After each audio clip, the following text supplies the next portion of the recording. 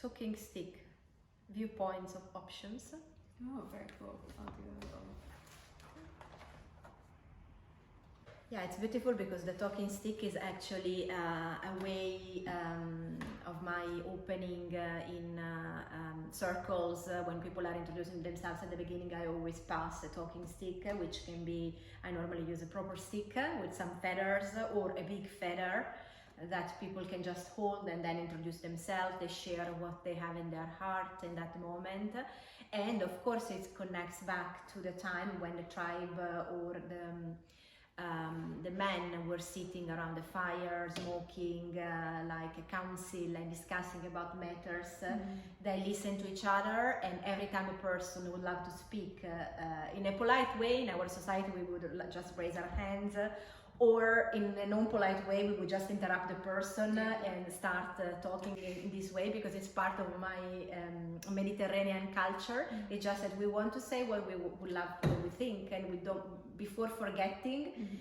But it's just normal, like having a ping pong in a conversation, just A and B talking at the same time without anyone being offended. When we are sharing our wisdom or sharing our point of view in general, sometimes we are scared about what people think. We want to please other people, and it is very much connected to this sense of being guilty that we have had from when we were born, which is connected with fear.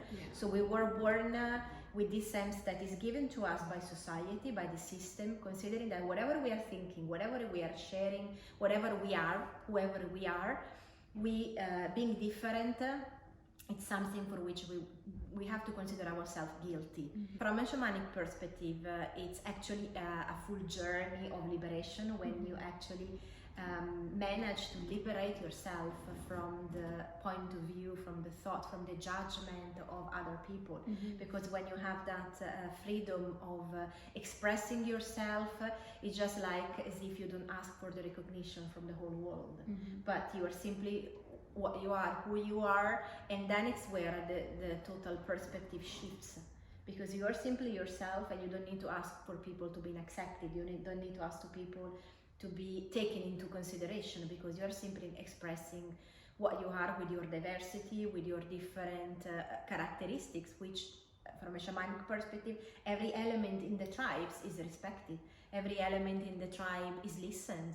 So also in some tribes, of course not all of them, also children can attend to the councils, to speeches, to conversations, so that they can share their point of view. It's not common because it's normally are the elders sharing the wisdom and deciding, and the other men, not women. But there are still some tribes and some situations where these things are possible. That's really interesting. I think it's very interesting what you're saying about your culture and the differences in the culture. I'm trying to think of actually what the Scottish way is.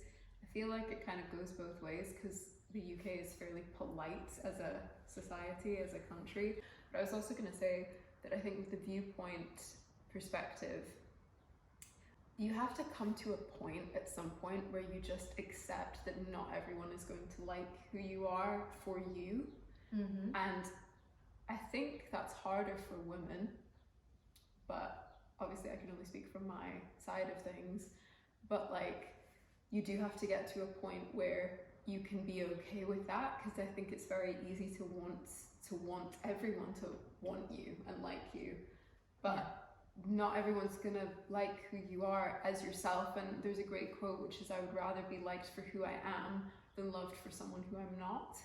And I think that that's a really good thing to live by, because you can only keep up being someone else for so long. Eventually the facade's going to fall, or something's going to happen, and your true self will be exposed, and you'll have this group of people who like you for a projection, a fake self, and that's not the way to build a foundation of, you know, close people within an inner circle. So I think it's just important to remember that. And I think like everyone's done it at some point, when you almost try to be someone different than who you are, and you can't keep it up. Like it eventually something goes wrong, and it kind of falls, and you're revealed as your true self. So it's like you may as well just live authentically as yourself, because trying to be someone else won't last. you know. Also because when you are going away from your true core nature, from your heart, you're going away from your soul. So when you're going away from your soul, a part of your soul is lost. And this is typical, and the soul loss is a typical process that happens in shamanism. Every time that the person comes and says, I don't recognize myself anymore, I am bored, I don't know what to do in my life, or whatever, it means a part of your soul has been lost. And then of course you would need to go journey and retrieve a part of this soul. And losing a part of your soul means shamanically losing your whole soul, because actually the fragmented parts are connected with the whole. So if you lose one of them, you lose the whole soul. And losing your whole soul, it means that you're not living authentically. You're living just within the system, copying and pasting other people's ideas, not even knowing what you're doing. And then you will see a massive shift when that part of your soul is retrieved and comes back, that then you have a boost in your energy. Your vision is clear, your ideas are very aligned with your soul mission, and also the things around you will fall apart, because you are creating a beautiful light and pure energy around you. So you are simply focusing your soul missions, which is doing something connected with helping others. Then of course it may be declined in a variety of ways, that you are following your soul mission in a tiny gesture deed during the day, or in a big purpose, so you're doing something bigger for the community. But you will see that then as soon as the universe sees that you are merging with your soul mission, it will do everything possible to help you and also to challenge you, because that's the only way to learn and grow through the challenges. And I think that is so true. And when you are living authentically from your soul, you don't care about the other stuff, like, because it feels so good to be exactly who you are. Like, you just don't care about the opinions of other people that would maybe want you to be something different. Like, when you are truly yourself and embodying that and living that out, all of that other stuff kind of falls away, because this feels so good to just be on that course and on that path, that those other things become really insignificant, because you know in your heart that you are on the path and you are going the way that you were meant to go, if that makes sense. Yeah, absolutely. Yeah, the process of soul retrieval is absolutely really fascinating, because when the healer, the shamanic practitioner, or the shaman realizes that the journey to go and discover where this part of the soul of the client has gone, there can be different storytellings, different situations coming, for which the healer will find a piece of that soul that has been taken by another person.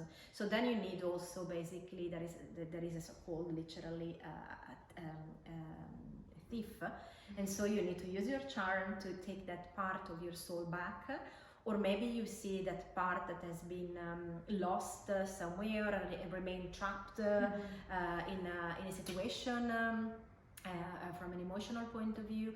And then it's beautiful, because when you are taking that part of the soul back and you are retrieving that part into, normally it would be the solar plexus of the person, unless there are specific different instructions coming from your allies and your guide during the process. But you always retrieve that part, and also the gifts that you can retrieve for a person, transmuting them into a ball of light. So you don't retrieve the object, you don't retrieve that part, but it needs to become first pure essence. Otherwise, if you retrieve it and put back a part of a soul or an object in that form, then there can be difficulties in the integration of this object into the body.